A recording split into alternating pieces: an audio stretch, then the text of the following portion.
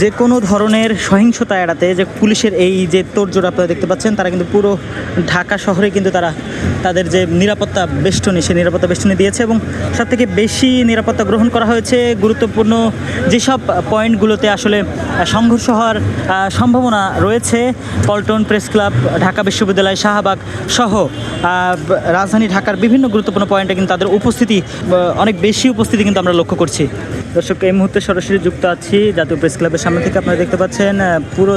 Press club জুড়েই কিন্তু সকাল থেকে নিরাপত্তা খুব কঠোর ছিল এবং সেই নিরাপত্তা তারা কিন্তু পুরো চারিপাশে যে রাস্তাগুলো আছে সেই রাস্তাগুলো বন্ধ করে দিয়েছিল এবং প্রেস ক্লাবের সামনে কিন্তু অবস্থান নিয়েছিল, যেহেতু কালকে সংস্কার আন্দোলনে যে সমন্বয়কারী ছিল তাদেরকে কিন্তু ডিবি অফিসে নেওয়া হয় এবং সেখানে কিন্তু তারা তাদের যে আন্দোলন পরবর্তী কর্মসূচি, সেই পরবর্তী কর্মসূচি কিন্তু তারা স্থগিত করে দেয় এবং আন্দোলন কিন্তু পরিসমাপ্তি টানে। এবং তার প্রেক্ষিতে কিন্তু কালকে থেকে অন্যান্য যেসব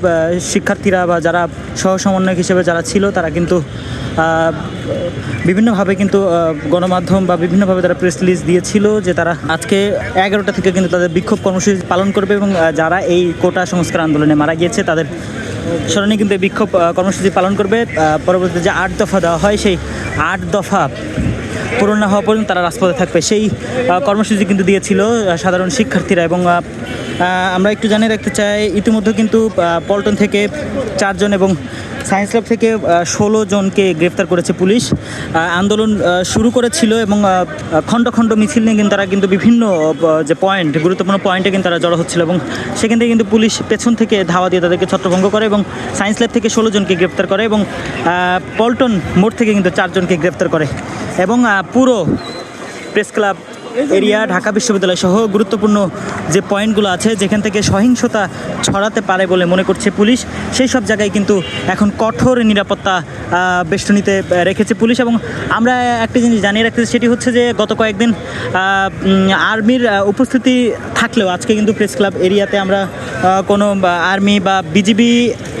খুব বেশি দেখছি না, বা নেই বললেই চলে। শুধুমাত্র পুলিশ সদস্যরা কিন্তু এখানে অবস্থান নিয়েছে এবং তারা কিন্তু তাদের সম্পূর্ণ প্রস্তুতি গ্রহণ করে কিন্তু তারা সরঞ্জামাদি যেগুলো দিয়ে আসলে তারা ছাত্রদের যে আন্দোলন, সেই আন্দোলন প্রতিরোধ করার মতো সরঞ্জামাদি নিয়ে কিন্তু তারা এখন অবস্থান করছে প্রেস ক্লাবের সামনে এবং আমরা সেটি কিন্তু দেখানোর চেষ্টা করছি।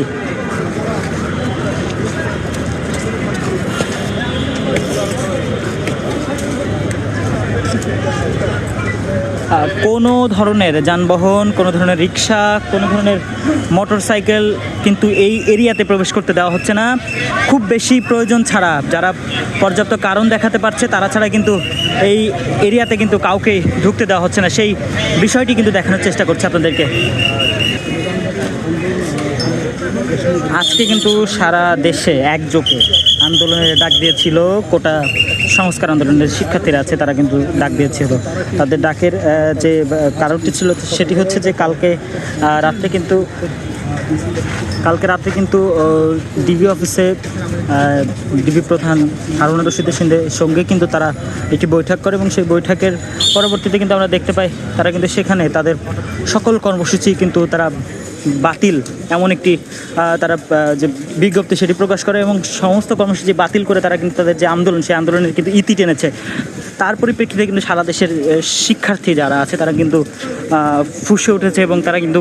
একযোগে সারা বাংলাদেশে কিন্তু আন্দোলন ডেকেছে এবং তারা কিন্তু আজকে কিন্তু তাদের 11টা থেকে বিভিন্ন জায়গায় কিন্তু বিক্ষোভ মিছিল এবং যে সমাবেশ, সেই সমাবেশ করার কথা ছিল এবং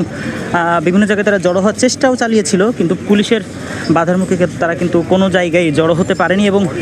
দেখতে পাচ্ছেন যে প্রত্যেকটি রাস্তাঘাটে এবং প্রত্যেকটি অলিতে গলিতে কিন্তু পুলিশ সদস্যরা কিন্তু টহল দিচ্ছে, যেখানেই